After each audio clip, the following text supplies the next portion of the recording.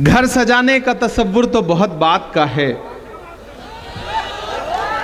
घर सजाने का तसव्वुर तो बहुत बात का है, पहले यह तय हो कि इस घर को बचाएं कैसे।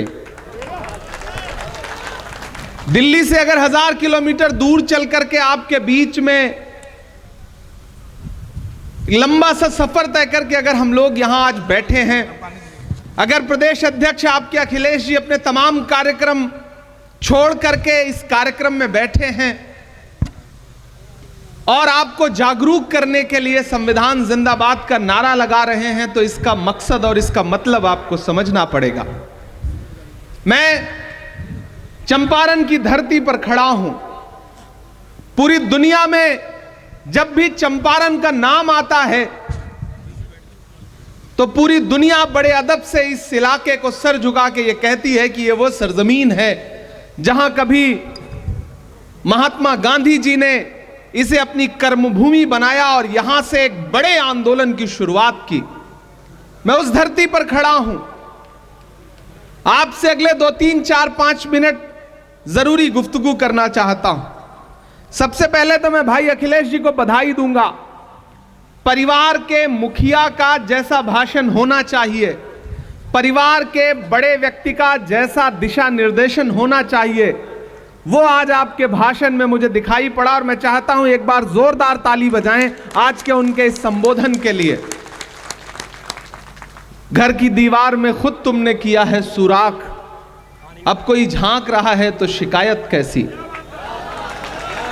जिस धरती को कभी महात्मा गांधी ने चुना अपनी कर्मभूमि बनाने के लिए, अगर आज वहां पर नफरत वाली ताकतें मजबूत होकर के बैठी हैं तो हमें अपने गिरेबान में झांकना तो पड़ेगा। मुझे याद है मैं पिछले विधानसभा चुनाव में यहां चुनाव प्रचार में आया था अध्यक्ष जी, मंच टूट गया था, ये शायद यही विधानसभा है, मुझे याद रह गया था। इसमें कोई दो राय नहीं कि जिस दिन हम एक यूनिट बन के, एक ताकत बन के लड़ें तो नफरत इतनी ताकतवर नहीं होती कि वो हमें हरा सके। लेकिन आपने कभी सोचा है कि मोहब्बत हमेशा हार जाती है, नफरत जीत क्यों रही है? क्योंकि नफरत कलेक्टिव होकर के, एकजुट होकर के कोशिश कर रही है और मोहब्बत के जो अलंबरदार हैं, जो मोहब्बत के पैरोकार हैं, वो अपनी अपनी दुनिया में मुट्ठी भर लोगों को लेकर के मगन हैं, खुश हैं। उन्हें लगता है कि दुनिया हम ही से चल रही है, हम आगे नहीं आएंगे तो कोई आगे नहीं बढ़ सकता, और इस चक्कर में एक एक करके सब हारे हुए, थके हुए अपने घरों में बैठे हैं। मैं आज नरकटियागंज में खड़ा होकर के, पश्चिमी चंपारण में खड़ा होकर के, बेतिया में खड़ा होकर, बगहा में खड़ा होकर के आप सारे लोगों से यह कहना चाहता हूं कि अगर आपको यह लगता है कि आने वाले चुनाव या जो गुजरा चुनाव था वो सिर्फ सांसद और विधायक बनने बिगाड़ने का चुनाव है, तो आप बहुत छोटा सोच रहे हैं। खतरा बहुत बड़ा है। देश की सत्ता पर बैठे हुए लोगों का जो अंतिम सच है वो यही है कि वो डॉक्टर बाबा साहब अंबेडकर के संविधान से नफरत करते हैं। याद करिए लोकसभा चुनाव में भारतीय जनता पार्टी के बड़े नेताओं के बयान, चाहे वो अनंत हेगड़े हो, चाहे लल्लू सिंह हो, चाहे ज्योति मिर्धा हो, चाहे मेरठ ला करके मुंबई से चुनाव लड़ाए गए और मौजूदा सांसद अरुण गोविल हो, नारा क्या था? हमें बहुमत दो, हम संविधान बदलेंगे। हमने आपने अपने कानों से सुना है इस नारे को। वो तो भला हो भारत की जनता का कि उसने 400 पार का नारा लगाने वालों को 240 पे ला करके ऐसा पटका कि न ये नारा भूले बल्कि संविधान को सरमाथे लगाते हुए संविधान जिंदाबाद और संविधान को लेकर के पूरे देश में बातें करना उन्होंने शुरू कर दिया। ये आपकी और पूरे देश की संविधान के प्रति जो मोहब्बत है उसका परिणाम था। मैं आपसे कहना चाहता हूं साथियों कि पिछले दिनों अखिलेश भाई और हम दोनों लोग राज्यसभा में बैठे थे। देश के गृह मंत्री भाषण कर रहे थे और भाषण करते करते उन्होंने एक बात कही कि आजकल एक फैशन हो गया है अंबेडकर अंबेडकर अंबेडकर अंबेडकर। अगर इतनी बार विपक्ष वाले भगवान का नाम लेते तो 7 जन्मों के लिए स्वर्ग मिल जाता। यह एक अहंकार की भाषा थी जिसका पूरी कांग्रेस पार्टी ने मजबूती के साथ वहां विरोध किया, और विरोध करने के बाद संसद के बाहर, संसद परिसर में भी विरोध किया, और उसका परिणाम यह रहा कि देश के गृह मंत्री को माफी मांगनी पड़ी, देश के प्रधानमंत्री को एक दिन में 5-6 ट्वीट करने पड़े। यह रहा कांग्रेस पार्टी और विपक्ष की ताकत का असर। लेकिन यह बात उनके मुंह से ऐसे ही नहीं निकल आई है, इसके पीछे जो एक पूरी सोच है, उस सोच को समझना पड़ेगा। जिन्हें तिरंगे से नफरत है, अपना झंडा प्यारा है, गांधी का कातिल अब भी जिनकी आंखों का तारा है, शर्मनाक इतिहास है जिनका अंग्रेजों से यारी का, वो अब हमको बांट रहे हैं सर्टिफिकेट गद्दारी का। उनके इरादे खतरनाक हैं, चूंकि पूरा सिस्टम, पूरा तंत्र उनके साथ है, इसलिए बहुत सारी जगहों पे सफल होते हुए भी दिख रहे हैं। इसलिए हमारा आपका दायित्व तो बहुत बढ़ जाता है। यहां मंच पर सैकड़ों की तादाद में पदाधिकारी और नेता बैठे हैं। मेरा मानना है कि मंच पर मौजूद लोग ही अगर आज से एकजुट होकर के ये सोच लें कि हमें नफरत वाली ताकतों के खिलाफ आज से लड़ाई शुरू करनी है। हमारी दिक्कत क्या है कि हम सिर्फ चुनावी टाइम में चुनाव लड़ते हैं, जब टिकट मांगने का मौका आता है तब हम नई सदरी और नया कुर्ता पजामा निकालते हैं। सही है कि नहीं? चुनाव पूरे 5 साल लड़ना पड़ेगा, नफरत के खिलाफ पूरे 5 साल लड़ना पड़ेगा। वो नफरत को फैलाने के इतने असंख्य हथियार हैं उनके पास। हम आप यहां भाषण कर रहे हैं, उनका पूरा एक आईटी सेल बैठा है, आपके कौन से बयान को कहां काट करके कहां पहुंचा दिया जाएगा आपको पता भी नहीं चलेगा। इस देश में तकरीबन 350 मिलियन लोग हैं जो फेसबुक यूज करते हैं, 450 मिलियन लोग हैं जो यूट्यूब यूज करते हैं, इंस्टाग्राम यूज करते हैं, और तकरीबन 563 मिलियन लोग हैं जो व्हाट्सएप यूज करते हैं। हमको आपको पता ही नहीं है कि सोशल मीडिया का कैसा दुरुपयोग करके आपके खिलाफ प्रोपेगेंडा चलाया जा रहा है, और हम अपनी दुनिया में मगन होकर के हमें लगता है कि नहीं, संविधान भी सुरक्षित है, लोकतंत्र भी सुरक्षित है, देश भी सुरक्षित है। उधर अमेरिका से हमारे बेटों को बेड़ी और हथकड़ी लगा करके देश में भेजा जा रहा है, और देश के प्रधानमंत्री नमस्ते ट्रंप का नारा लगा रहे हैं। हालात वैसे नहीं है जैसा आप समझते हैं। राहुल गांधी जी अपने भाषणों में हमेशा एक बात कहते हैं कि जब जेब कतरे को आपकी जेब काटनी होती है तो पहले आपका ध्यान भटकाता है और फिर आपकी जेब काट लेता है। इसी तरह इस सरकार ने किया है, आपको धर्म की अफीम सुंघा करके, आपको नफरत की अफीम सुंघा करके, आपके आटा, चावल, दूध, दही, पनीर, छाछ, लस्सी, यहां तक कि कफन तक पर टैक्स लगा दिया है और आपको पता तक नहीं है। खतरा बहुत बड़ा है। इसलिए मैं पूरे बिहार के लोगों से, मैं खुद लंबा सा सफर तय करके कई कार्यक्रम इधर उधर करके मुझे लगा कि नहीं, मुझे जाना है और अल्पसंख्यक विभाग के विशेष तौर से पदाधिकारियों से बातचीत करनी है। ये जो पूरा इलाका है ये बहुत उपजाऊ है और कांग्रेस की विचारधारा के लिए बहुत मुफीद इलाका है, क्योंकि ये गांधी का इलाका है, ये गोडसे का इलाका नहीं है। इसलिए अगर आप सबने प्रण लिया, किसी ने कहा है कि शेर जब तक अपनी कहानियां लिखना खुद नहीं सीखेंगे तब तक शिकारी अपनी कहानियों में खुद को महान बताते रहेंगे। इसलिए नरकटियागंज वालों, अल्पसंख्यक विभाग के पदाधिकारियों, हमारे महिला कांग्रेस की जो साथी हैं, हमारे यूथ कांग्रेस के जो साथी हैं, हमारे एनएसयूआई के जो साथी हैं, सेवा दल के जो साथी हैं, हमारी मेन कांग्रेस की जो बॉडी है, उन सब से मैं अनुरोध करता हूं कि अखिलेश जी हो, इमरान प्रतापगढ़ी हो, हम सारे लोग अपना 100% देने के लिए तैयार हैं। हर दिन आपके लिए जब भी आप कहेंगे हम उपलब्ध हैं, लेकिन आपको एक रोड मैप तो आने वाले दिनों के लिए बनाना पड़ेगा, तब आप लोकतंत्र और संविधान बचाने की लड़ाई को मजबूती से लड़ पाएंगे। मेरे भाई, यहां बड़ी तादाद में बुजुर्ग बैठे हैं, नौजवान साथी बैठे हैं, माएं बहनें बैठी हैं।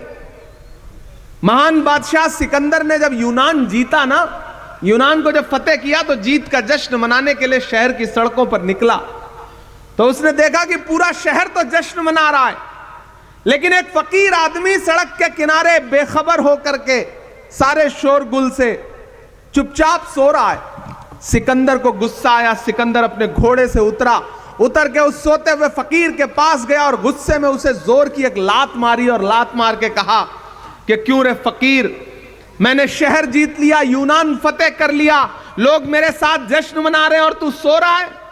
उस फकीर ने उनींदी आंखों से सिकंदर की तरफ देखा और देख करके कहा कि शहर फतेह करना, शहर जीतना बादशाहों का काम है, लेकिन लात मारना गधे का काम है। लात तो हमको आपको भी मारी जा रही है ना पिछले कुछ वर्षों से। कभी महंगाई की लात पड़ रही है, कभी नोटबंदी की लात पड़ रही है, कभी जीएसटी की लात पड़ रही है, लेकिन हम हैं कि सोए हुए हैं, हम आवाज नहीं उठा रहे हैं, हम बोल नहीं रहे हैं।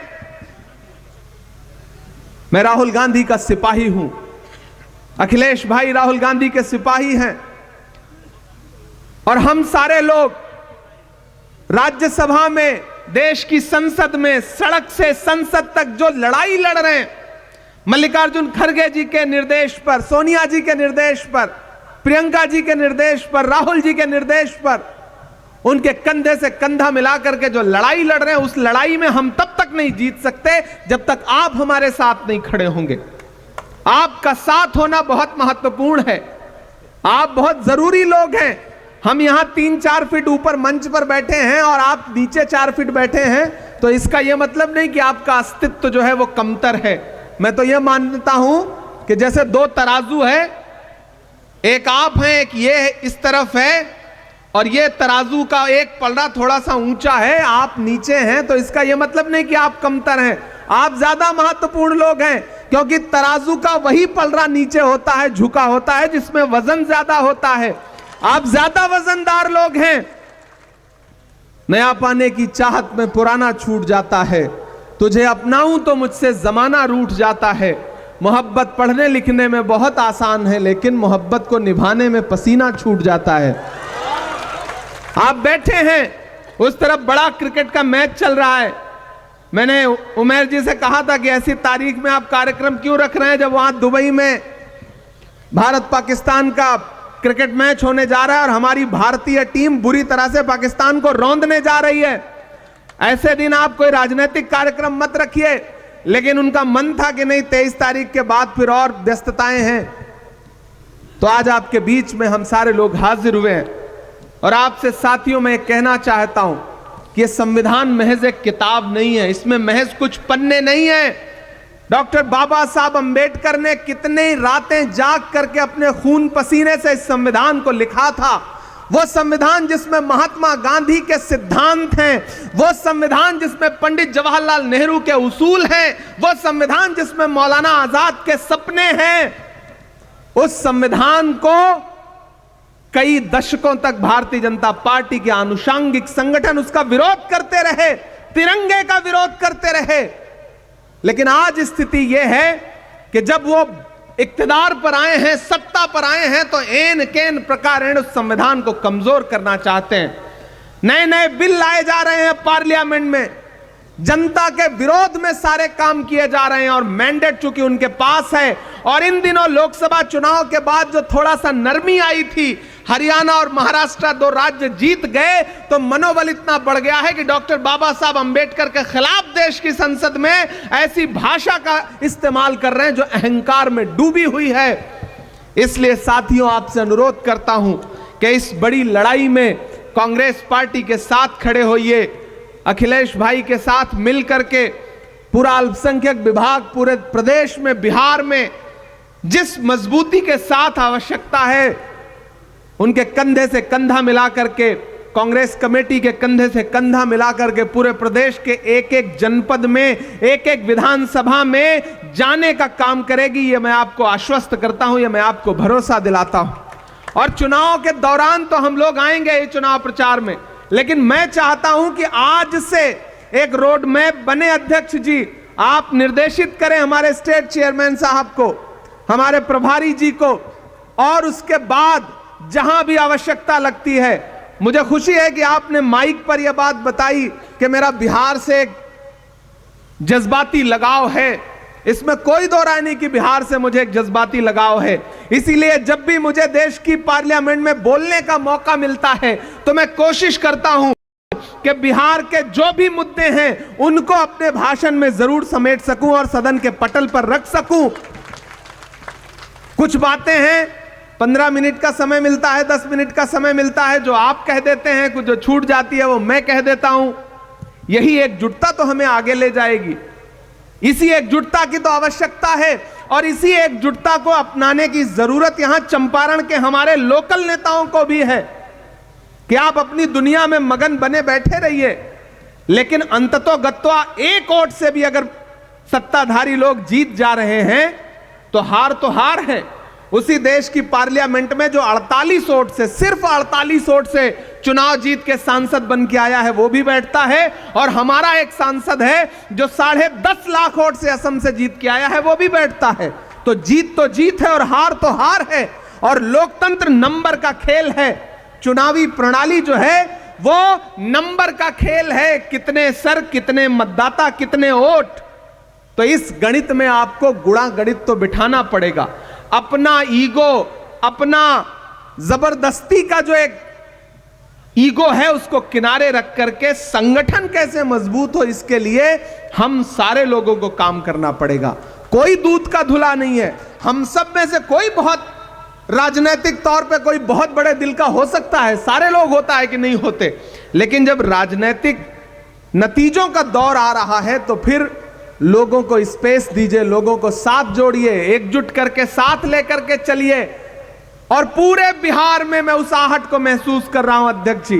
पटना से उतर करके यहां तक आते हुए, यहां मीडिया के साथी मौजूद हैं, कल शाम से लेकर के अब तक जितना मैंने इनसे बात किया है, मैं ये महसूस कर रहा हूं कि बीपीएससी के जो छात्र हैं, नौजवान, पेपर लीक की शिकायत करने के लिए जब सरकार की चौखट पर गए तो उनके पीठ पर जो लाठियां बरसी हैं उसका जख्म अभी सूखा नहीं है।